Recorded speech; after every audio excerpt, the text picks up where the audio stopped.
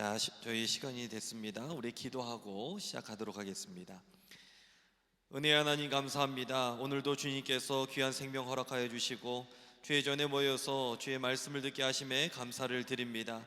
우리의 무지를 주님께서 가리워 주시고 오직 주님의 의로움이 드러날 수 있는 이 시간 될 수 있도록 주께서 도우시고 인도하여 주시옵소서.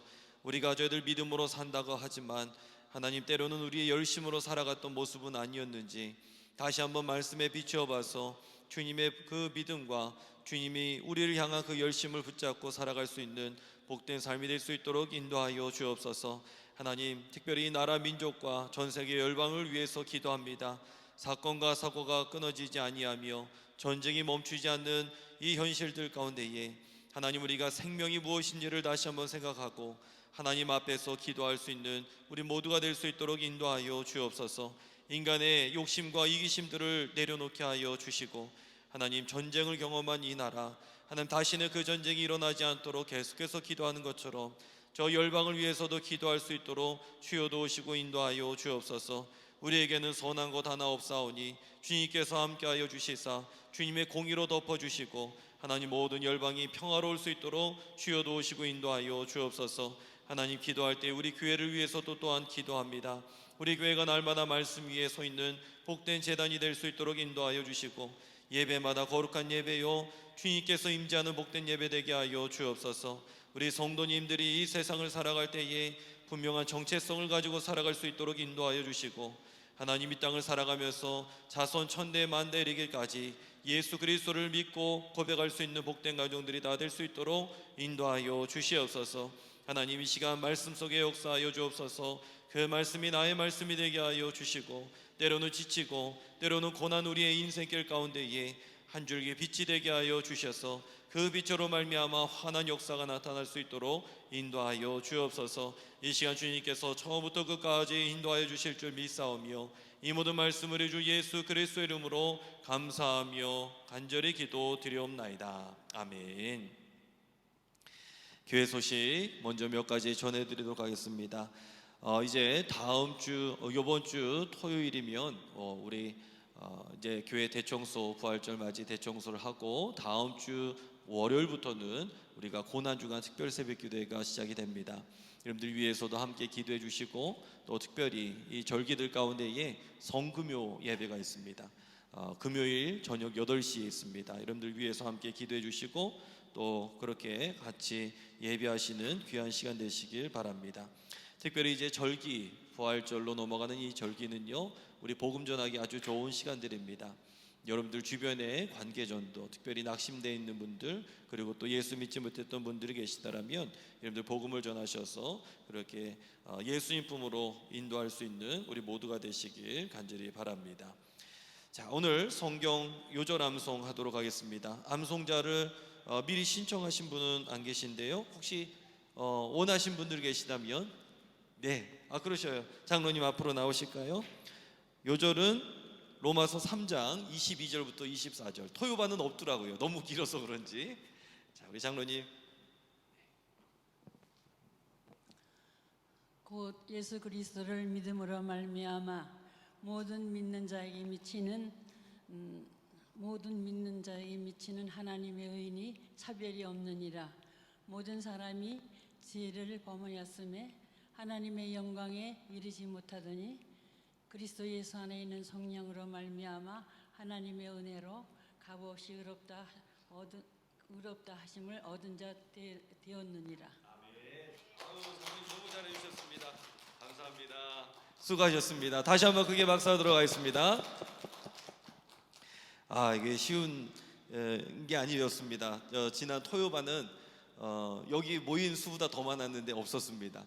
우리 3장 22절부터 24절 말씀을 우리 같이 한 목소리로 읽으면서 우리들 또한 다시 한번 말씀을 기억해 보도록 하겠습니다. 시작. 곧 예수 그리스도를 믿음으로 말미암아 모든 믿는 자에게 미치는 하나님의 의인이 차별이 없느니라. 모든 사람이 죄를 범하였음에 하나님의 영광에 이르지 못하더니 그리스도 예수 안에 있는 속량으로 말미암아 하나님의 은혜로 값없이 의롭다 하심을 얻은 자 되었느니라. 아멘. 우리에게는 선한 것 없고 오직 주님의 의로 인하여서 우리가 구원을 받게 되었다라는 것을 다시 한번 기억해 볼 필요가 있습니다. 오늘 말씀 한번 읽어보도록 하겠습니다. 오늘 말씀은 5장을 지난주에 4장 읽으셨던가요? 조금 읽었죠? 3장 읽으셨나요? 그러면 4장을 읽도록 하겠습니다. 그리고 5장도 강의 중간에 조금만 읽어보도록 하겠습니다. 먼저 로마서 4장의 말씀을 우리 교독으로 보시고 마지막 25절은 다 함께 읽도록 하겠습니다. 그런즉 육신으로 우리 조상인 아브라함이 무엇을 얻었다 하리요?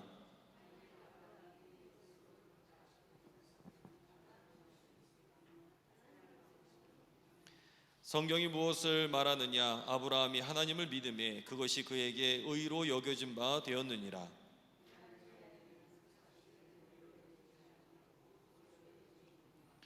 이를 아니할지라도 경건하지 아니한 자를 의롭다 하시는 이를 믿는 자에게는 그의 믿음을 의로 여기시나니,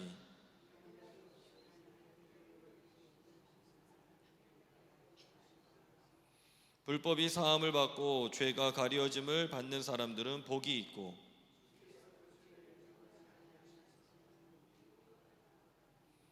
그런즉 이 복이 할례자에게냐 혹은 무할례자에게도냐? 무릇 우리가 말하기를 아브라함에게는 그 믿음이 의로 여겨졌다 하노라.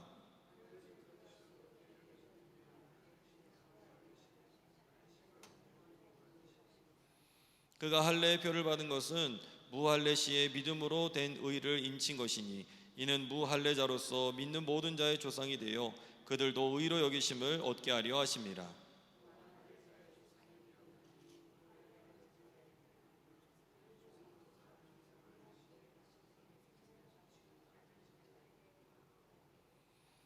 아브라함이나 그 후손에게 세상의 상속자가 되리라고 하신 언약은 율법으로 말미암은 것이 아니요 오직 믿음의 의로 말미암은 것이니라.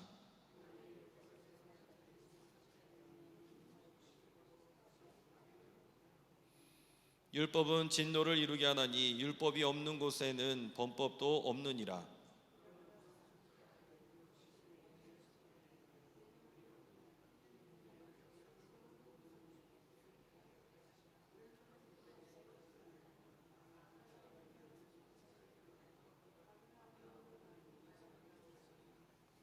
기록된 바 내가 너를 많은 민족의 조상으로 세웠다 하심과 같으니, 그가 믿은 바 하나님은 죽은 자를 살리시며 없는 것을 있는 것으로 부르시는 이시니라.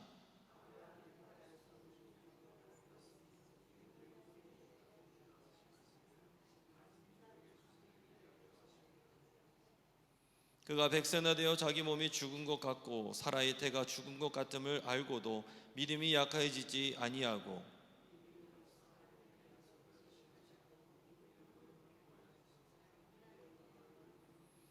약속하신 그것을 또한 능히 이루실 줄을 확신하였으니, 그에게 의로 여겨졌다 기록된 것은 아브라함만 위한 것이 아니요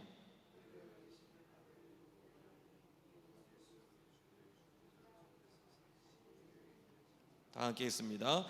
예수는 우리가 범죄한 것 때문에 내줌이 되고 또한 우리를 의롭다 하시기 위하여 살아나셨느니라. 아멘.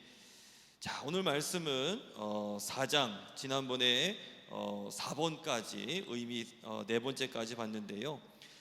제가 설교 시간에도 한번 말씀을 같이 나눴지만, 이 아브라함의 믿음이라는 것은 전혀 흔들림 없이 그냥 똑바르게 이렇게 쭉 걸어간 그 길이 그 아브라함의 믿음이라는 것이 아니었습니다. 저는 이 믿음이라는 것이 참 놀랍고도 신기한 것 같아요. 나는 믿노라 하면서도 여전히 흔들리고, 우리는 구원받았다 하면서도 여전히 죄 가운데 있는데, 우리 주님께서는 우리를 어떻게 여기신다고 합니까? 의로 여기시고 죄 없는 것처럼 여기신다. 지난 시간에 말씀을 같이 드렸지만, 이 여기다라는 단어가 굉장히 중요해요. 로기조마이라고 헬라어로는 이야기하는데요, 이거는 죄가 있는데도 불구하고 없는 것처럼 그렇게 여기시는 하나님의 은혜, 그냥 은혜예요. Previous grace, 먼저 우리에게 찾아왔던 은혜, 이게 하나님의 은혜라는 겁니다. 그래서 우리가 그 은혜로 말미암아 살게 되는 것이죠. 지난 시간에 또 이신득의에 대해서 잠시 이제 말씀을 배웠는데요. 믿음으로 말미암아 의롭다함을 얻는다. 칭의, 칭함을 받는다라는 거거든요. 이게 쉽게 좀 이야기하자면, 예를 좀 들자면 한 억만장자를 그 목숨을 구해줬어요. 그래서 이 억만장자가 그 은혜를 갚기 위해서 이 백지수표를 하나 준 거예요. 했어요. 그래서 거기에다 서명을 해서 내가 원하는 액수만 써내면 그 돈은 누구 돈입니까? 내 돈이 돼요. 그런데 두 가지 선택이 있어요. 설마 정말 그러겠어? 의심을 가지고 그냥 내가 열심히 일해서 버는 사람이 있는가 하면, 또 하나, 야, 내가 그렇게 했는데 이런 은혜가 있다고? 그럼 한번 써보내지. 믿음으로 그냥 그럴 줄 믿고 써내는 거예요. 여러분들은 어떤 삶을 살아가시겠습니까? 두 번째겠죠. 내가 거기에 믿음을 가지고 써내는 그 인생이 정말 우리의 삶에 필요한, 이게 바로 믿음으로 인하여서 의를 얻는다라는 거를 가장 잘 표현하는 그런 말이 아닐까라는 생각을 해보게 됩니다. 오늘 네 번째 다음에 다섯 번째, 내가 종입니다. 이 두 번째 시간의 3페이지. 자, 우리가 어떻게 살아가야 되느냐? 그럼에도 불구하고의 믿음을 가지면서 살아가야 된다. 누구를 통해서요? 아브라함을 통해서 우리는 그것을 볼 수가 있습니다. 18절의 말씀을 보시면, 아브라함이 바랄 수 없는 중에 바라고 믿었으니 이는 내 후손이 이 같으리라 하신 말씀대로 많은 민족의 조상이 되게 하려 하심이다 라고 이야기합니다. 이때의 나이가 80세 전후였고, 그리고 약속의 아들 이삭을 얻었을 때의 나이가 100세였다고 합니다. 아브라함은 바랄 수 없는 중에 믿었던 사람. 놀라운 사실은 아브라함은 믿었다라는 거예요. 단순하게 믿었고 말씀하신 하나님을 빼놓고는 그 아무런 근거가 없는데 믿었다라는 겁니다. 이 믿음을 하나님께서 귀하게 여기시면서 그의 믿음을 보시고, 그리고 하나님에 대한 분명한 지식을 아브라함은 가졌다라는 것이죠. 17절에 그 위에 보시면은, 그가 믿은 바 하나님은 죽은 자를 살리시며 없는 것을 있는 것으로 부르시는 이시니라 라고 이야기하고 있습니다. 여러분들 성지순례는 가보셨지만 물론 못 가보신 분도 계시고 그렇지만 여러분들 예수님께서 부활하신 것을 보셨습니까? 봤다고 하면은 여러분들 큰 문제가 생깁니다. 제가 들은 바인데요, 미국이나 저쪽 미국 쪽에서 이제 안수를 받을 때에 당신은 하나님을 보셨습니까? Yes 하면은 땡 한대요. 그런 얘기를 들은 기억이 납니다. 그러니까 우리가 오감을 가지고 주님을 봤다 이런 차원이 아니라, 그런데도 불구하고 믿음이 있지 않습니까? 우리가 부활의 현장에 있었던 것도 아니고 예수님의 제자들처럼 같이 예수님과 다녔던 것도 아니었고, 그런데도 불구하고 우리에게는 아무런 본 것도 없는데 우리에게 뭐가 있습니까? 믿음이 있습니다. 그래서 우리는 주님을 나의 주님으로 고백합니다. 제가 신방을 하면서 갑자기 그런 생각이 들었는데 참 두려워지더라고요. 만약에 하나님이 살아계시지 않는다면 저는 지금 뭐 하는 일입니까? 우리 성도님들, 우리 아이들까지 해서 250명의 이 성도님들 다 거짓말로 지금 내가 다 속이고 있는 거예요. 하나님께서 살아계심이 내가 믿어지지 않는다면 나 또한 이것을 제대로 선포하지 못하겠다라는 생각을 참 많이 하게 되었습니다. 그 순간이 두려워지더라고요. 그래서 믿음 떨어지지 않도록 하나님을 믿는 이 믿음에 대한 것을 더 깊이 생각해보는 그러한 시간이 되었습니다. 예수가 못 박혀 죽임당한 사실 누구나 알고 있습니다. 부인 안 한 사람 없습니다. 그러나 나의 죄 때문에 라고 믿는 사람은 소수라는 것이죠. 그리고 부활을 믿는 사람도 눈으로 확인하기 전에는 이게 믿기가 참으로 어렵죠. 그럼에도 불구하고 우리는 믿고 있습니다. 왜 그렇습니까? 하나님의 말씀이 있기 때문에, 하나님의 말씀이 있기 때문에 우리는 그것을 믿음으로 받아들입니다. 아브라함도 말씀 때문에 받은 거죠. 24절에 예수 우리 주를 죽은 자 가운데서 살리신 이를 믿는 자니라 라고 이야기를 하고 있습니다. 여러분들 그럼에도 불구하고 믿음을 가지시길 간절히 축원합니다. 그럼에도 불구하고는요, 내 상황하고는 전혀 상관이 없어요. 인생이 때로는 아프고 병들고 힘들고 문제가 있어도 이 믿음을 흔들리지 마시길 간절히 축원합니다. 여섯 번째는요, 확신하는 믿음이 있어야 된다라는 겁니다. 확신하는 믿음이 있어야 된다. 아브라함은 100세의 자녀를 얻게 됩니다. 의롭다함을 받은 지 20년이 지나게 돼요. 20년이 지나고 난 다음에 그에 대한 고통을 이렇게 표현합니다. 죽은 것 같다라고 이야기를 하고 있어요. 자신의 몸에 대해서 죽은 것 같다. 그러면서 100세 때에 이 자기의 몸이 죽은 것 같다라고 했던 그 사람이 몇 년을 더 지내면서 자녀를 낳느냐 하면 37년을 지내면서 그의 구두라라는 후처를 두면서 6명의 자녀를 더 둡니다. 그게 누구냐? 시므란, 욕산, 무단, 미디안, 이스박, 수아, 이 6명의 형제를 더 낳아요. 내 몸이 죽은 것 같다라고 이야기했는데도 불구하고 그 이후로 37년 동안 6명의 형제를 낳습니다. 하나님은요, 모든 것 다 가능하셔요. 그렇다면 왜 이렇게 20년이나 기다리게 하셨는가라는 거예요. 하나님은 때때로 우리를 기다리게 하십니다. 참 이게 놀라워요. 요셉도 마찬가지로 기다리게 하셨어요. 그리고 저 모세도 40세에 먼저 만나 주셨지만 40년을 기다리게 하시면서 80세의 본격적인 하나님의 역할을 감당하게 하셨습니다.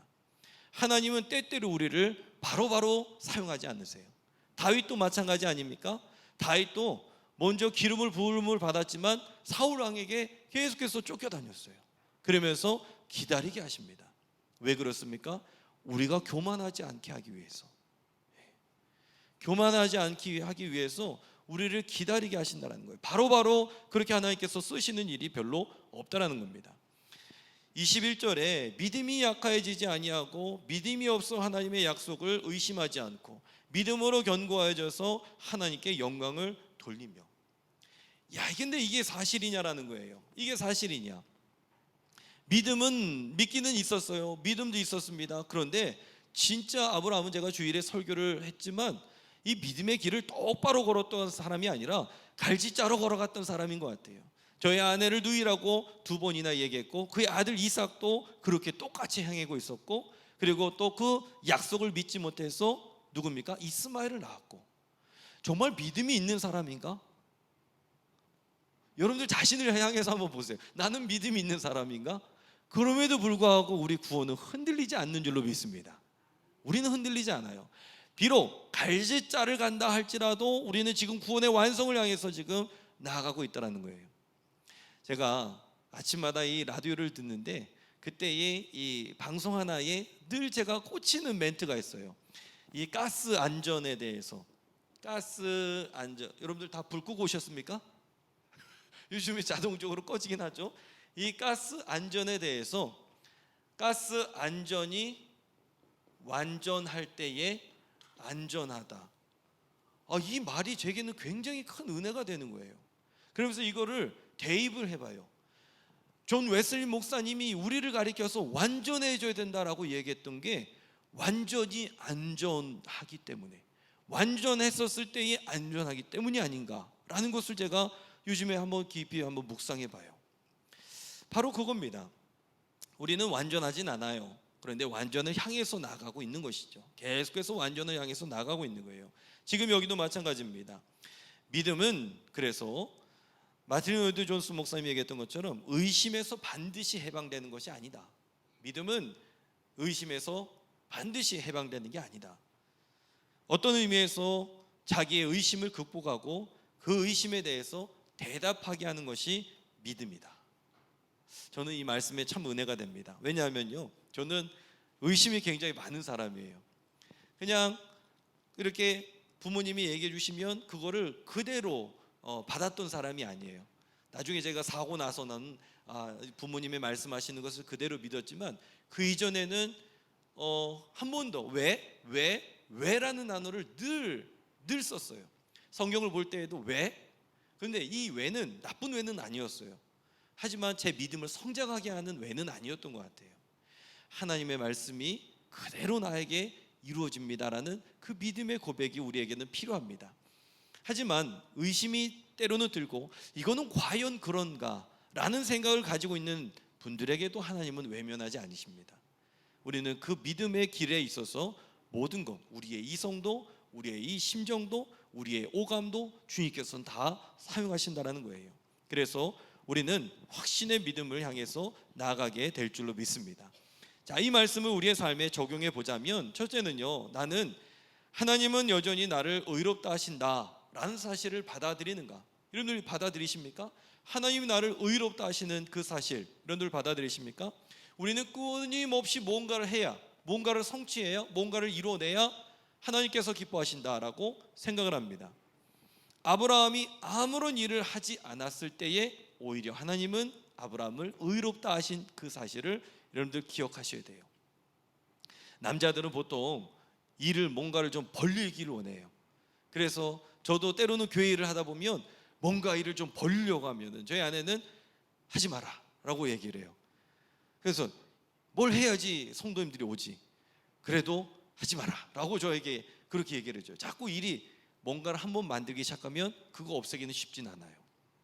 뭔가 하나 시작할 때에는 굉장히 심사숙고하면서 해야 된다는 그런 주의를 저에게 얘기를 해줘요. 우리는 뭔가 끊임없이 하려고 할 때가 참 많이 있습니다. 남보다 나은, 남보다 더, 도덕성에 대해서도 증명을 하려고 하는 그런 일들이 있는데, 그것이 아니라 내가 가만히 있는 순간에도 하나님께서 날 찾아오신다라는 것을 우리의 삶에서 적용해 보자라는 거예요. 두 번째는요, 지금 내 영역에서 죽어 있는 부분이 무엇이고 하나님께서 살리실 것을 나는 믿느냐라는 거예요. 때로는 우리는 무기력이 있어요. 때로는 패배감이 있고요, 때로는 가난이 있고, 때로는 자녀의 문제가 있고, 육신의 질병이 있을 때가 있습니다. 즉 내 안에 죽어 있는 부분을 하나님께 내어놓으면 하나님은요, 백세의 몸에 아브라함의 삶에 기적을 일으켜 주셨던 것처럼 나에게도 일으켜 주실 줄로 믿습니다. 그것을 내놓을 줄 알아야 된다는 거예요. 그것을 내놓을 줄 알아야 됩니다. 자, 이렇게 해서 아브라함의 믿음에 대한 것, 아브라함이 믿음을 가졌지만 그 믿음은 완전한 믿음이 아니었고, 그럼에도 불구하고 여겨주셨다, 로기조마이, 주님께서 아브라함의 믿음을 여겨주신 겁니다. 또한 우리도 여겨주셔요. 그것이 4장에 나온 사실이고요. 이제 한번 5장을 한번 보도록 하겠습니다. 5장을 1절부터 11절까지만 한번 읽어보도록 하겠습니다. 로마서 5장 1절부터 11절 말씀 교독으로 보시고 11절은 다 함께 읽도록 하겠습니다. 12절까지 읽어보겠습니다. 제가 먼저 읽겠습니다. 그러므로 우리가 믿음으로 의롭다 하심을 받았으니 우리 주 예수 그리스도로 말미암아 하나님과 화평을 누리자.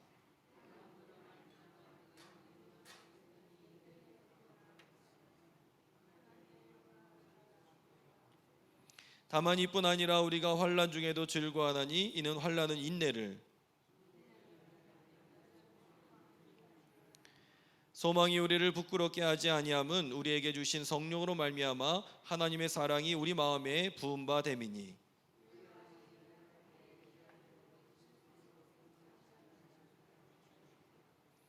의인을 위하여 죽는 자가 쉽지 않고 선인을 위하여 용감히 죽는 자가 혹 있거니와,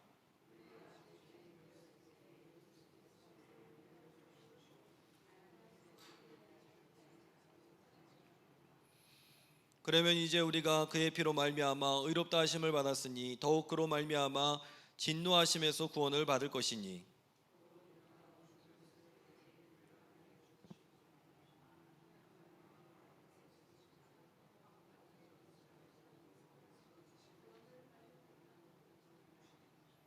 그뿐 아니라 이제 우리로 화목하게 하신 우리 주 예수 그리스도로 말미암아 하나님 안에서 또한 즐거워하느니라. 그러므로 한 사람으로 말미암아 죄가 세상에 들어오고 죄로 말미암아 사망이 들어왔나니 이와 같이 모든 사람이 죄를 지었으므로 사망이 모든 사람에게 이를 얻느니라. 아멘. 자, 5장에서는 지금 뭘 말하고 있느냐? 5장에서는 이제 믿음으로 의롭다 하심을 우리가 받았습니다. 우리가 이제 하나님과 뭘 누립니까? 화평을 실제적으로 누리는 관계가 되었다라는 거예요. 그래서 주님의 그 보혈로 인하여서 우리가 주님과 화평을 이루게 되는 것이죠. 그 괄호에 화평을 쓰시면 되겠습니다. 우리가 여전히 죄인이었을 때에 그리스도께서 우리를 위하여 죽으셨다. 그리고 이 희생을 통해서 하나님의 사랑이 우리 안에 온전히 증명이 되었고, 덕분에 우리가 환난 가운데 있어도 소망을 품을 수 있고 은혜 안에 살아갈 수 있다. 그러면서 이제 12절부터 이제 대표자 두 분을 이제 얘기하죠. 한 분은 아담으로 말미암아 죄가 들어온 그 사실에 대해서 이야기하고, 한 분은 예수 그리스도에 대해서 이야기합니다. 예수 그리스도로 말미암아 우리의 삶에 구원의 역사가 들어오게 된 것을 이야기해주고 있습니다. 그 5장의 내용을 가지고 같이 그 말씀을 나누려고 합니다. 첫째, 의미가 어떤 의미가 있느냐? 첫 번째는 독대하려고 하는 버릇을 버려라. 독대하려고 하는 버릇을 버려라. 어디에서 그 내용을 찾아볼 수 있느냐? 1절에 보시면, 그러므로 우리가 믿음으로 의롭다 하심을 받았으니 우리 주 예수 그리스도로 말미암아 하나님과 화평을 누리자라고 이야기하는 이 내용을 통해서 우리는 볼 수가 있습니다. 예수 그리스도는 우리의 죄로 인하여서 십자가에 못 박혀 돌아가시게 되었습니다. 십자가에서 희생이 되었어요. 6절에 보시면 언제요? 우리가 아직 연약했었을 때, 죄인 되었을 때에 주님께서는 경건하지 않은 자를 위하여서 죽으셨다. 그래서 8절에 보시면 우리에 대한 자기의 사랑을 확증하셨고, 우리가 죄인일 때 그 죄값을 대신 짊어지고 십자가에서 죽으심으로 하나님의 사랑을 우리에게 안겨주셨다. 그럼에도 불구하고 우리는 예수님보다 내 삶에 더 무게중심을 둘 때가 많이 있다라는 거예요. 과거의 죄를 돌아볼 때에도 예수님 생각은 안 하고 그냥 하나님과 1대1로 독대하려고 하는 그런 모습들이 많이 있다라는 거예요. 입으로는 예수님의 공로를 이야기하지만, 그리고 예수님을 그렇게 이야기하지만 예수님을 따돌리고 하나님 앞에 혼자 들어가려고 하는 그런 모습들을 볼 때가 있습니다.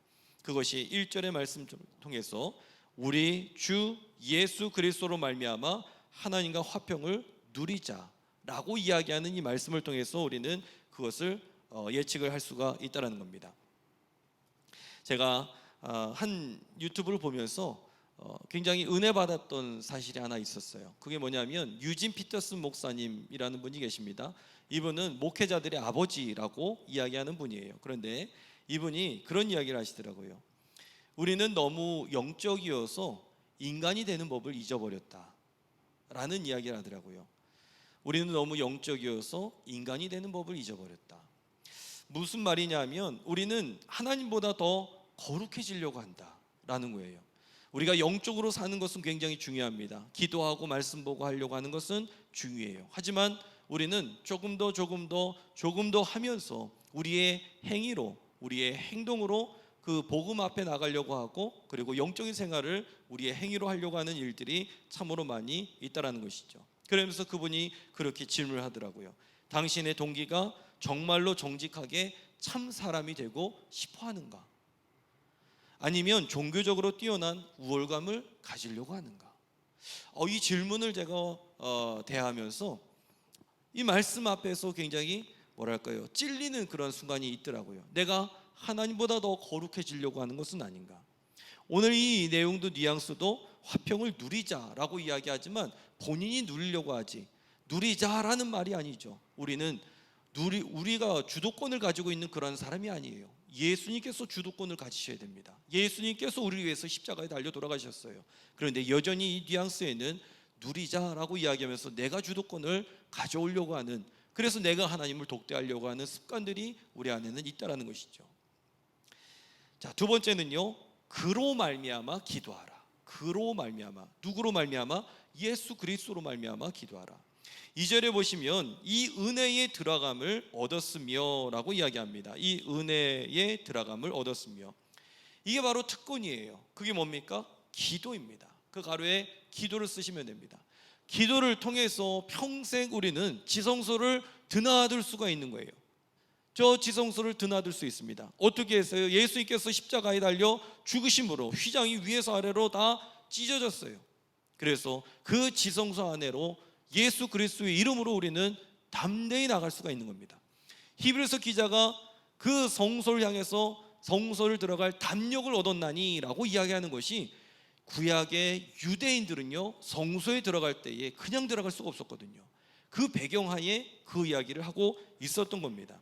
그래서 누구든지 하나님 앞으로 갈 길이 열렸습니다. 그것이 기도할 수 있는 길이고, 결국 기도는 그로 말미암아 할 수 있게 되었다라는 거예요. 그로 말미암아 할 수 있게 되었다. 세 번째는요, 당당하게 기도하라라는 거예요. 당당하게 기도하라. 하나님이 좋아하시는 기도는 뭡니까? 담대함과 당당함인 줄로 믿습니다. 여러분들 기도할 때에 우물쭈물하지 마세요. 그러니까는 이거 주실까 안 주실까 의심 반 확신 반 이렇게 하지 마시고, 이거는 반드시 주신다. 당당하게 구하시고 담대하게 구하세요. 보니까 저도 저 자녀들을 길러 보니까 첫째하고 둘째가 다르더라고요. 다르더라고요. 첫째는 부모님 생각해서 뭘 안 구해요. 달라고를 잘 안 해요. 둘째는 생각 전혀 없어요. 생각 전혀 안 하고 무조건 달라고 해요. 그냥 일단 질러요. 일단 뭐가 됐든 일단 어딜 가면 무조건 달래. 무조건 사달래. 그런데 어느 날 보니까 누구 장난감이 더 많나 봤더니 둘째 녀석 장난감이 더 많아요. 물론 첫째를 늘 챙겨주고 늘 하지만은 달라고 하는 녀석 장난감이 더 많더라고요. 제가 그걸 보면서 우리가 하나님 아버지 앞에서 기도하는 것은 체면치레하는 것이 아니라 무조건 달라고 하는 거구나. 담대하게 구하. 안 주시면 말하라 생각으로 그냥 일단 구하는 거예요. 그러면서 하나님께서는 언젠간 그 기도에 응답을 해 주십니다. 에베소서 3장 12절에 우리가 그 안에서 그를 믿음으로 말미암아 담대함과 확신을 가지고 하나님께 나아감을 얻느니라 라고 이야기합니다. 하나님 좋아하시는 기도는요, 담대하면서도 당당한 거예요. 이게 어디에도 나와 있느냐 하면 저 압살롬이 아버지를 반역하지 않았습니까? 그래서 피신해 있었어요. 근데 아버지가 아들을 보고 싶은 거예요. 요압 장군이 보니까는 저 다윗이 얘기는 하지 못하는데 아들을 찾고 있는 것 같아요. 그래서 이 압살롬을 데려오게 됩니다. 그런데 보니까는 들어왔다는 소식은 들었는데 괘씸한 거예요. 그래서 압살롬을 쳐다봤습니까? 안 봤습니까? 안 봤어요. 그러니까는 이 압살롬이 내가 왔는데 아버지는 죄송합니다. 헛배기도 없고 보이지도 않고, 그래서 어떻게 합니까? 요압의 밭에 그냥 불을 질러버려요. 저는 그걸 가리켜서 무슨 사랑이냐? 불 지르는 사랑이다. 자식이 부모한테 갖는 이 사랑이 있는데 그건 뭐냐? 불 지르는 사랑이에요. 복장 터지는 사랑이죠. 그런데 그 사랑이 아버지의 마음을 움직입니다. 그래서 아버지가 압살롬을 불러들이죠. 저는 그것을 보면서 압살롬 이놈은 참 나쁜 놈이에요. 압살롬이에요, 말 그대로. 그런데 본다니까요. 그 사랑은 담대한 사랑이었어요. 용감한 사랑이고 불지르는 사랑이었어요. 우리가 하나님 앞에 나가는 사랑이 그런 사랑이 되어야 된다는 겁니다. 한 번 인정했으면 끝까지 인정해 주는 것이 아버지예요. 우리가 당당하게 나가서 구할 수 있는 이유가 바로 거기 있습니다. 우리가 기도하면 하나님 아버지의 뜻을 바꾸시느냐? 예, 바꿀 수도 있습니다. 이 모든 계획이 하나님의 그 계획들 가운데 다 담겨 있어요. 우리가 구하지 아니하면 일어나야 될 일이 일어나지 않을 수도 있다는 거예요. 그래서 우리는 당당하게 기도해야 될 줄로 믿습니다. 구하지 아니하면 우리 하나님께서는, 기도는 뭡니까? 관계예요. 관계. 몰라서가 아니에요. 우리 하나님 아버지께서 그것을 몰라서가 아니라 그 관계예요. 그래서 이 기도는 관계다라는 이 사실을 다시 한번 기억하시면서 당당하게 기도하시길 바랍니다. 네 번째는요, 하나님의 인내가 이 5장 안에 담겨 있다는 거예요. 믿는 자의 기쁨은 하나님의 화평과 은혜뿐만 아니라 환난 중에도 기뻐하는 거예요. 환난 중에도. 예수 믿어도 병 걸립니다. 때로는 비극에 처할 수도 있습니다. 하지만 히브리서 12장 11절, 무릇 징계가 당시에는 즐거워 보이지 않고 슬퍼 보이나, 때로는 늙고 때로는 병들고 때로는 죽음, 여기에 있어서 우리는 기뻐할 사람 단 한 사람도 없습니다. 그렇지만 그 가운데에서도 환난 당하면 왜 기뻐해야 되느냐? 하나님의 영광이 더 드러나기 때문에, 영광이 드러나기 때문에 우리는 그 안에서 환난 당하는 가운데에서도 아주 독특한 기쁨이 오게 된다는 것이죠. 환난이라는 것이요, 들립시스라고 이야기하는데요. 이것은 포도주 틀, 즙을 짜는 틀을 이야기합니다. 그러니까 환란이라는 것은요, 포도가 으깨어져서 엑기스가 나오듯이 환란이라는 것을 통해서 우리 자아가 으깨지고 거기에서 복음을 향한, 예수 그리스도를 향한 믿음이라는 엑기스가 나오게 된다는 거예요. 이 환란을 그런데 우리의 힘으로 이겨나가는 게 아닙니다. 환란은 인내를, 인내는 연단을, 연단은 소망을, 그래서 우리는 참아라, 이게 아니라는 거예요. 참으면 성숙하게 된다? 그게 아닙니다. 계시록 14장 12절에 보시면 성도들의 인내가 여기 있나니 라고 이야기하는데, 여기에서 같은 단어 인내를 또한 사용하는데, 그 인내는 죽음에 이르게 하는 것이었습니다. 그런데 환란이 인내가 뭐 연단을, 소망을, 이것은 성도의 인내가 아니라 누구의 인내냐?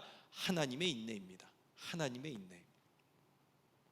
즉 하나님의 인내는 무엇이냐? 하나님께서 아들 독생자를 죽이시면서까지 우리에게 허락해 주셨던 것, 죄인인 우리를 향해서 아직 죄인 되었을 때에, 아직 연약했었을 때, 경건하지 않은 자를 위해서 우리 주님께서는 피를 흘려 주셨다.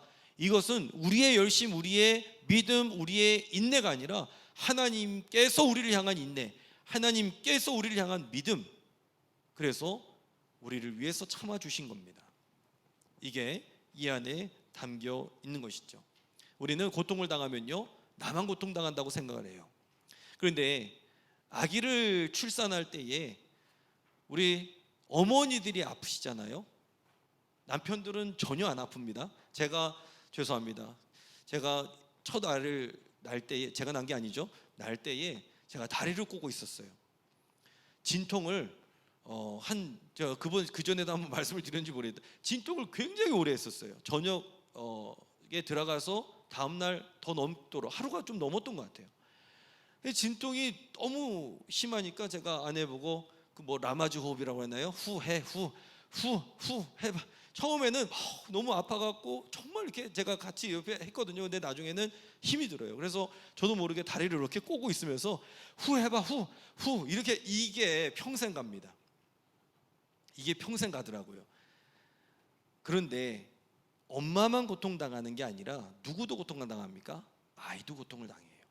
우리는 나만 아프다고 생각하지만 그게 아니에요. 하나님 아버지의, 물론 하나님이시기 때문에 아픔을 느끼실 수는 없지만 하나님 아버지의 아픔이라는 것을 생각해 본다면 우리는 오늘 여기에서 하나님의 인내가 어떤 인내인지를 충분히 상상해 볼 수가 있다는 겁니다. 자, 마지막 7번째는요, 순종은 뭘 가져옵니까? 생명을 가져오게 됩니다. 자, 14절에 보시면 오실자의 모형, 이제 이 12절부터 아담과 그리고 이 예수 그리스도에 대한 이야기를 우리에게 전해주고 있는데, 창세기를 통해서, 창세기는 구약의 머리이죠. 그리고 이 창세기의 내용이 처음에 뭐라고 시작합니까? 태초에 하나님께서 천지를 창조하셨다. 그런데 이 태초에라는 단어가 또 어디 나오느냐? 신약에 보면 요한복음에도 이 태초에라는 단어가 똑같이 나오면서 천지 창조에 대한 7일에 대한 이야기가 요한복음에도 똑같이 등장하고 있는 것을 보게 됩니다. 즉 지금 머리에 대한 이야기를 하고 있는데, 아담이 인류의 머리이듯이 장차 오실 예수님은 뭡니까? 믿는 자의 머리, 믿는 자의 머리가 된다라는 거예요. 그러면서 머리라는 말을 우리는 좀 눈여겨볼 필요가 있는데, 머리라는 말은요, 안식이라는 말하고 똑같이 사용이 됩니다. 요한복음 19장 30절에 머리를 숙이니 라는 말이 있는데, 십자가에 돌아가셨을 때의 영혼의 안식에 대한 표현이 이거하고 똑같은 말이에요. 그래서 창세기가 구약의 머리인데, 이 창세기 태초에 하나님께서 천지를 창조하셨다.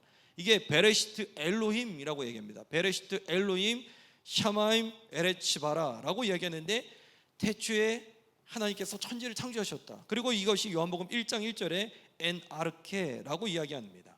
그래서 여기에 지금 머리라는 말이 사용이 되면서 아담은 구약의 머리가 되셨고 예수님께서는 신약의 머리가 되셨습니다. 그런데 12절에 보시면 뭐라고 얘기하냐면, 한 사람으로 말미암아 죄가 세상에 들어왔다라고 이야기하고 있어요. 들어왔다. 한 사람으로 말미암아 죄가 시작이 됐다라고 하지 않고 죄가 들어왔다라고 얘기해요. 죄라는 것은요, 관역을 벗어난 모든 것들이 다 죄라고 이야기합니다. 그래서 관역을 향해서 이렇게 들어가야 되는데 이 관역을 벗어나는 것은 다 죄예요. 하마르티아라고 이야기하죠.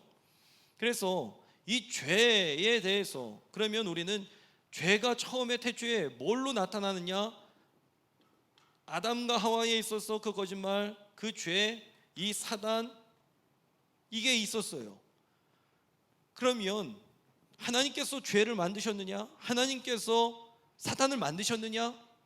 이런 질문을 던질 수가 있죠. 그런데 하나님은 선하신 분이긴데 죄를 사단을 만들 수는 있지만 만드실 만한 분은 아니에요. 그러면 죄에 대한 것을 어떻게 우리는 이야기하느냐? 하나님께서 계시지 아니하는 그 순간 그 사람의 마음에 죄가 틈타서 그 죄가 들어와서 사단이 사단 노릇을 하게 되었다는 것을 보게 됩니다. 그 표현을 12절에 보시면 죄가 들어왔다, 세상에 들어왔다, 죄가 시작이 되었다라고 이야기하지 않고 들어왔다. 이것은 곧 무엇이냐? 하나님께서 모든 것들을 주도하시면서 이런 것들까지도 모든 것들을 다 주관하셨다라는 것을 우리는 볼 수가 있습니다. 즉 이 내용을 통해서 우리는 하나님의 열심, 나의 열심이 아니라 하나님의 열심과 하나님의 의지를 우리는 볼 수가 있다는 것이죠. 그래서 여기에서 지금 인간의 자유의지로 인간은 타락하였지만 뭘 예비하셨느냐? 구원의 길. 그러니까 아담도 하나님께서는 계획하셨고 사단이 그렇게 일할 것도 알고 계셨고 그리고 예수 그리스도를 보내주셔서 구원의 길을 예비하셨다. 이 모든 것들이 다 하나님의 주도 아래, 주권 아래 이루어지고 있었다라는 것을 12절 한 절을 통해서 우리는 볼 수가 있습니다. 갈라디아서 3장 22절에 그러나 성경은 모든 것이 죄 아래 갇혀 있었다, 갇혔다라고 이야기를 합니다. 그리고 고린도전서 15장 22절에 아담 안에서 모든 사람이 죽은 것 같이 그리스도 안에서 모든 사람이 삶을 얻으리라. 즉 예수님은 순종했습니다. 아담은 순종하지 않았어요. 그 순종의 차이가 그 생명의 차이로 나타나게 되었다라는 것을 우리에게 말해주고 있다는 겁니다. 자, 이걸 가지고 우리가 어떻게 적용할 수 있느냐? 첫째, 나는 실패했을 때 자책하고 절망하는가? 아니면 은혜가 크다라고 하면서 일어나는가? 5장에서는요 은혜가 왕노릇했다라고 이야기합니다. 즉 내 삶의 주도권이 나의 실수가 아닌 하나님의 은혜에 있다라고 선언하는 게 필요합니다. 즉 내가 실수하고 때로는 내가 병들고 때로는 내가 뭔가 큰 잘못을 했다 할지라도 하나님은 그 잘못된 것을 또한 선하게 바꾸신다라는 그 믿음이 우리 안에 있느냐라는 거예요. 두 번째는요, 나의 부족함과 남의 부족함에 나는 참아주고 있는가? 나를 향한 하나님의 긍휼과 남을 향한 하나님의 보편적인 사랑이 있음을 우리는 기억해야 된다라는 것입니다. 이것이 5장에 우리에게 말해주고 있는 내용들입니다. 자, 6장으로 한번 넘어가 보도록 하겠습니다. 6장도 조금만 한번 읽어보도록 하겠습니다. 6장 1절부터 한 11절까지 말씀만 한번 읽어보도록 하겠습니다. 6장 교독으로 보시고 11절은 다 함께 읽겠습니다. 그런즉 우리가 무슨 말을 하리요? 은혜를 더하게 하려고 죄에 거하겠느냐?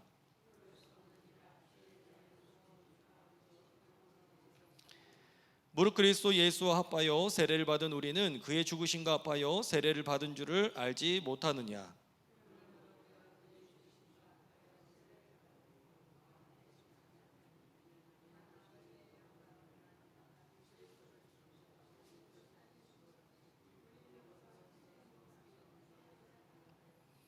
만일 우리가 그의 죽으심과 같은 모양으로 연합한 자가 되었으면 또한 그의 부활과 같은 모양으로 연합한 자도 되리라.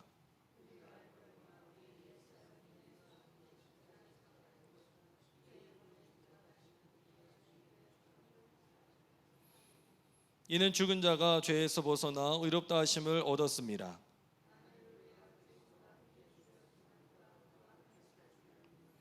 이는 그리스도께서 죽은 자 가운데에서 살아나셨음에 다시 죽지 아니하시고 사망이 나시그를 주장하지 못할 줄을 알미로라.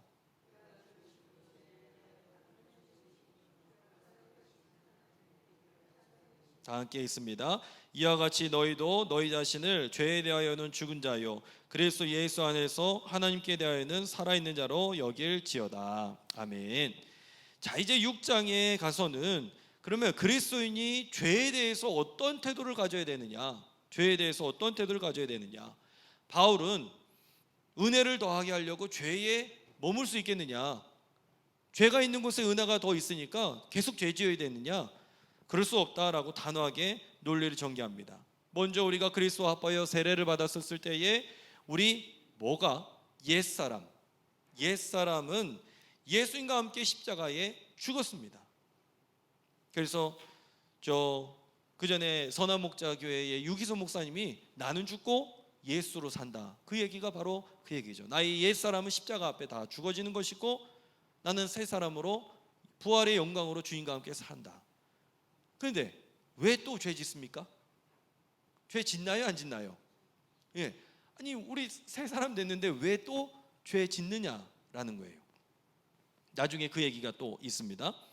그래서 그 이유는 죄의 몸이 죽어 다시는 죄에게 종노릇 하지 않게 하기 위함이다. 그리고 그리스도가 부활하신 것처럼 우리 또한 뭡니까? 새 생명 가운데에서 살게 되었다. 이를 위해서 불의의 무기가 아니라 의의 무기로 드려라. 즉 우리는 누구냐? 나는 누구의 종이냐? 나는 주님의 종이냐? 아니면은 사단의 종이냐? 죄의 종이냐? 라는 것을 우리에게 6장에 있어서는 말해주고 있다는 것입니다. 자, 6장을 그러면 어떻게 우리 그 의미들을 좀 한번 좀 천천히 살펴보도록 하겠습니다. 첫 번째, 성령 세례를 받아라. 성령 세례 받으신 분 한번 손 들어 보시죠. 네. 성령 세례를요, 많은 성도님들이 어려워하시는 경우가 있어요. 물 세례하고 성령 세례가 있어요. 물 세례, 성령 세례.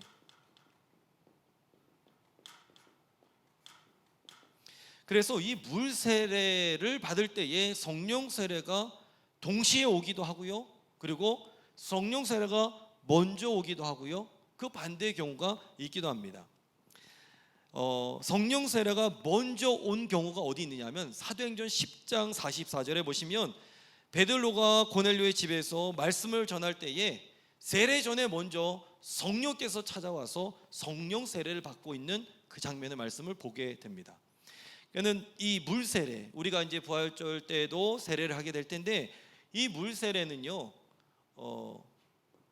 이 성령 세례는 마음이고 이 물 세례는 겉으로 드러나는 표식이에요. 그런데 이 물 세례 전에 성령 세례가 오는 경우도 있고, 그리고 그 반대로 물 세례가 먼저 오고 성령 세례가 나중에 온 적도 있습니다. 어디에 있느냐 하면 사마리아인들이 물 세례를 받고 나중에 사도들이 이 안수할 때의 성령 세례가 나중에 왔던 그런 일이 있습니다. 그러면 이 성령 세례가 도대체 뭐냐라는 거예요. 성령 세례. 성령 세례는요, 내가 예수 그리스도를 나의 구세주로 온전히 고백하고 그리고 주님이 나의 생명의 주라는 것을 내가 믿게 되는 거예요. 그러면 여러분들 성령 세례를 받았습니까? 안 받았습니까? 받으셨어요. 받았습니다. 여러분들의 생명을 다하여서 주님을 섬기는 그 믿음을 주님께서는 받으셨어요. 보셨고요. 그렇기 때문에 성령 세례에 대해서 이단들이 늘 걸고 넘어지거든요. 성령 세례 언제 받았냐? 몇 월 며칠 날 받았냐? 그럼 그래요. 네가 태어난 날짜 아느냐? 뭐 하여튼 그런 말도 안 되는 말꼬리 가지고 그 사람들이 그렇게 물어보고 할 때가 많이 있어요. 지금 성령 세례를 받아라라고 이야기하는데 마틴 로이드 존스 목사님이 이 로마서 강해를 굉장히 한 13년 동안 했기 때문에 많은 학자들이, 많은 설교가들이 마틴 로이드 존스 목사님을 참 존경합니다. 그런데 그분이 이런 얘기를 해요. 설교자가 제대로 설교를 했다면 이러한 질문이 나와야 된다는 거예요. 뭐냐? 그럼 이제 막 살아도 되겠네? 막 살아도 되겠네? 바울의 이야기를 듣고 자연스럽게 그 질문을 하게 된다는 것이죠. 그런데 바울은요, 그럴 수 없느니라 라고 이야기합니다. 죄가 많은 곳에 은혜 또한 넘친다. 그래서 우리가 죄에 거할 수 없다. 그 이유는 2절에 뭐라고 얘기하느냐? 죄에 대해서 우리는 뭐냐? 죽었기 때문에. 죄에 대해서 우리는 죽었기 때문에 라는 거예요. 그리고 이제는 예수 그리스도 안에서 새로운 존재가 되었습니다. 이 일은 세례에 대한 것들을 우리에게 말해주고 있는 거예요. 세례. 사도행전 10장 47절에 이 사람들이 우리와 같이 성령을 받았으니 누가 능히 물로 세례를 베품을 그 말이요. 믿음과 성령 세례가 있었고 그 다음에 물 세례가 나타나고 있는 모습을 우리에게 말해주고 있습니다. 마찬가지로 우리를 예수 그리스도 안에 들어오게 하는 연합은요, 물 세례라는 의식 절차를 통해서 이루어지는 게 아니라는 거예요. 먼저는 이 내적인 확신, 마음의 이 확신이 성령 세례가 들어오면서 그리고 물 세례가 있으면서 그것이 하나의 증표가 되고 있다는 것이죠. 그래서 이 예수 그리스도를 진심으로 나의 주로 고백하고 무릎을 꿇는 순간 성령 세례가 주어지게 되는데, 여러분들 이 세례하면 세례의 첫 모습은 어디에서 나타나느냐? 저 모세가 출애굽할 때에 홍해 사건을 통해서 우리는 세례의 모습을 생각할 수가 있습니다. 거기에서 물이 좌우의 벽으로 갈라지면서 그 안에 들어가게 되었어요. 원래는 그 안에서 다 죽어야 됐었습니다. 그런데 죽지 아니하고 물 밖으로 나오게 됐죠. 이게 바로 세례라는 거예요. 세례를 받으면서 침례라고 하기도 하고 세례라고 얘기하는데, 물에 완전히 잠기면서 나는 죽는 거예요. 옛 자아는 완전히 죽어지고 다시 이제 물 밖으로 나오는 나는 새로운 존재예요. 그렇기 때문에 다시 저 애굽으로 갈 수 있느냐? 그럴 수 없다라는 거예요. 저 이스라엘 백성들을 자꾸 돌아가려고 했죠. 그런데 돌아가면 다시 죄의 종로로 타고 다시 애굽의 종로로 타게 되는데, 다시 그렇게 될 수는 없다라는 겁니다. 그런데 재미난 사실은요, 홍해를 나오면 뭐가 있어요? 광야가 있어요. 홍해 나오면 끝날 줄 알았는데 광야가 있어요. 광야가 끝나면 끝날 줄 알았는데 가나안에 들어가서 뭐합니까? 전쟁해요. 예. 우리가 세례 받으면 세례로 끝나는 게 아니에요. 이제는 뭐합니까? 열심히 또 신앙생활에 나가야 되는 어떤 인생의 광야, 신앙의 광야라는 것이 분명히 있다는 겁니다. 자, 두 번째, 이 6장의 의미가 어떤 의미가 있느냐? 단번에 해결되었다. 단번에 해결되었다. 우리의 죄가 단번에 해결됩니다. 홍해를 건넌 것처럼 죄라는 옛 나라를 벗어나서 하나님의 은혜의 통치로 들어가고 과거와는 영영 이별하면서 예수 그리스도와 연합하게 됩니다. 11절, 자신을 죄에 대하여 죽은 자요 그래서 예수 안에서 하나님께 대하여 살아있는 자로 여겨야 된다. 여기서 또 여기다라는 단어가 또 나와요. 예를 들면 이런 거예요. 돈이 필요해서 사채를 급하게 썼습니다. 그런데 이 사채를 썼더니 조폭들이 계속 와갖고 돈 갚아라 돈 갚아라 하는 거예요. 사채는 절대 쓰지 마세요. 돈도 절대 교회에서는 융통하는 게 아닙니다. 항상 그거 조심하셔야 돼요. 돈이 별것 아닌 것 같지만 굉장히 중요합니다. 그런데 조폭들이 계속 오니까는 살 수가 없는 거예요. 그런데 이 사실을 한 어떤 그 좋은 친구가, 야, 너 그렇게 힘들면 내가 이걸 좀 갚아줄게 하면서 돈을 융통을 해줘서 그 빚을 사채를 갚을 수가 있었어요. 그래서 그냥 갚는 게 아니라 거기에서 증서 하나를 받았습니다. 그런데 조폭들이 그거 모르고 또 찾아온 거예요. 야, 돈 갚아. 그때 뭘 내밀면 됩니까? 증서를 딱 내밀면 되는 거예요. 사단이 때로는 우리에게 그렇게 찾아올 때가 있다는 거예요. 그때 여러분들 뭘 내밀면 됩니까? 예수 그리스도의 보혈의 능력, 그것을 예수님의 그 흔적을 여러분들 내놓으시면 되는 겁니다.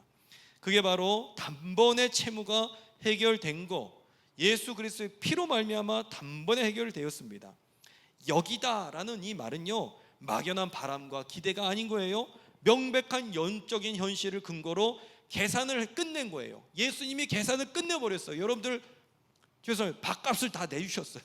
여러분들의 인생의 밥값을 다 내주셨어요. 계산 끝났어요. 그런데 왜 자꾸 내가 내야 되는데 하면서 자꾸 뭔가 미적미적 되느냐라는 겁니다. 자, 뒤에 넘기셔서, 자, 6장에 말하고 있는 세 번째, 그래서 우리는 뭐 해야 되느냐? 세례받았다고 외치라라는 거예요. 외쳐라. 예수님께서는 죄에 대해서 죽으셨습니다. 이 뜻은 예수님께서 죄 지었다는 것이 아니라 죄 있는 모양으로 이 땅에 오셔서 죄와 죽음의 무게 아래서 죽으셨지만 단번에 죽으심으로 죄의 영역에서 빠져나오셨다라는 의미가 됩니다. 우리는 그런 그리스도와 연합이 되었습니다. 대가를 지불하셨어요. 마틴 루터는요, 그래서 사단의 유혹이 올 때마다, 유혹의 시험이 올 때마다 나는 세례받았다, 나 세례받았다 라고 그렇게 외쳤다라는 거예요. 이거를 여러분들도 외치시길 간절히 축원합니다. 우리는요, 우리의 지체를 무기로 드려라 라는 이 말씀은요, 우리의 몸과 삶을 통해서 일어나는 치열한 영적인 전쟁에 대한 이야기입니다. 그래서 여기에 우리가 알 수 있는 것은 우리를 하나님의 뜻을 이루는 의로운 무기로 드리는 것. 죄가 더 이상 성도를 주장할 수 없습니다.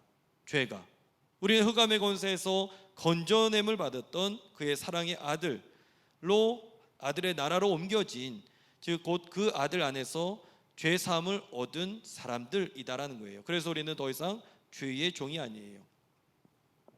내가 나를 보면 실족합니다. 하지만 예수님을 바라보면 구원을 받게 될 줄로 믿습니다. 우리가 저 표대를 향해서 나가야 된다라고 이야기할 때에도 나를 보면은 넘어지고 실족하지만 그 표대를 보면은 살 수가 있어요. 그래서 내가 죽어서 예수님이 죽은 것이 아니라 예수님이 죽어서 내가 죽게 된, 여기다라는 말이 여기에 또 나옵니다. 여기다라는 말은요, 믿으라라는 말보다 더 강력해요. 예수님께서 내가 그렇게 하겠다라는 뜻이 이 안에 담겨 있습니다. 나를 보면 여전히 죄인이지만 예수님을 바라보라. 의심하지 말아라. 구원받은 사실에 대해서 의심하지 말아라. 죄 용서받은 느낌 있나 없나 따지지 말아라. 예전에 우리 여성들이 결혼을 하면 출가 외인이다라는 그 말이 있었어요. 그래서 예전에 어르신들은 죽어도 저 집 귀신이 돼야 된다라고 그렇게 얘기할 정도로 출가 외인이다라는 말을 그렇게 많이 썼습니다. 썩 좋은 말은 아니지만 이걸 우리가 적용해 보자면 예수님 믿는 순간 시집 오기 전에 나는 이미 죽었다라는 거예요. 이미 나는 죽었어요. 죄의 집안의 사람인 것은 다 죽었어요. 이제 예수 믿은 다음에는 의의 집안의 사람으로 우리는 다시 태어났다라는 거예요. 그래서 죄가 유혹이 찾아올 때에 나는 세례 받았다, 나는 예수님의 자녀다, 그것을 여러분들 선포하시길 간절히 축원합니다. 네 번째는요, 나의 구원은 아무도 흔들지 못할 줄로 믿습니다. 나의 구원은 아무도 흔들지 못해요. 예수님과 함께 죽고 살았다라는 이 연합의 의미는요, 첫째, 죄에 쉽게 끌려가지 않는다라는 의미가 있어요. 나는 죄에 쉽게 끌려가지 않는다. 두 번째, 죄에 빠져도 절망하지 않는다. 즉시 우리는 다윗처럼 회개할 수 있습니다. 셋째, 설령 죄를 지어도 우리의 구원은 흔들지 못한다라는 거예요. 예를 들자면요, 아빠가 부주의해서 이 집안 단속 문을 제대로 잘 안 닫았었어요. 그래서 아이고, 이게 통장도 털리고 도둑이 들어와갖고 다 털렸어요. 그러니까는 그 털린 것을 보면서 그 아들이, 이제는 아버지는 나의 아버지가 아닙니다. 그 아내가, 당신은 이제 내 남편 아닙니다. 당신에게 있는 것 아무것도 없으니까 당신이 내 남편이 아니라 이제는 저 도선생이 내 남편이요 우리 아버지입니다 라고 그렇게 이야기할 수 있느냐라는 거예요. 이게 가능하냐? 내 아내의 남편이 되고 내 아이들의 아빠가 되어주어 도선생님 나는 포기하겠습니다 라고 이야기하는 게 맞느냐라는 거예요. 아무리 가진 재산을 다 빼앗겨도 가장은 가장이고 아빠는 아빠고 남편은 남편입니다. 마찬가지로 우리가 연약해서 죄에 있어서 때로는 넘어질 때 있고 죄를 내가 용납한 것 같지만 이것이 곧 구원받은 특권까지 흔들 수는 없다. 이 이야기가 바로 여기에 담겨 있는 겁니다. 나의 구원 아무도 흔들지 못한다라는 것이죠.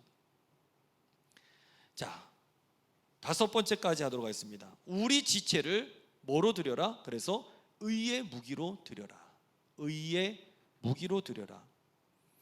우리 지체를 의의 무기로 드리려면 첫째, 죄 짓지 않는 것에 만족해서는 안 된다. 아, 나 죄 안 지었어. 아, 나 정말 대단해. 이게 아니라는 거예요. 도둑질 하던 사람이 도둑질 안 하면 그거 제대로 살아가는 거예요? 아니죠. 어떻게 됩니까? 이래야 돼요. 이제는 이래야 되죠. 우리가 헌신하는 것 바로 그런 이유가 있는 거예요. 죄 안 짓고 살아야지. 죄 안 짓고 살아야지. 그래서 이게 만족되는 게 아니라 이제는 우리의 몸을 의의 무기로 드리면서 주님의 거룩한 전에 나아가서 헌신하고 그렇게 살아가는 것, 전도하고 구제하는 것, 그겁니다. 두 번째는요, 은혜 아래 있음을 기억하라. 은혜 아래 있음을 기억하라.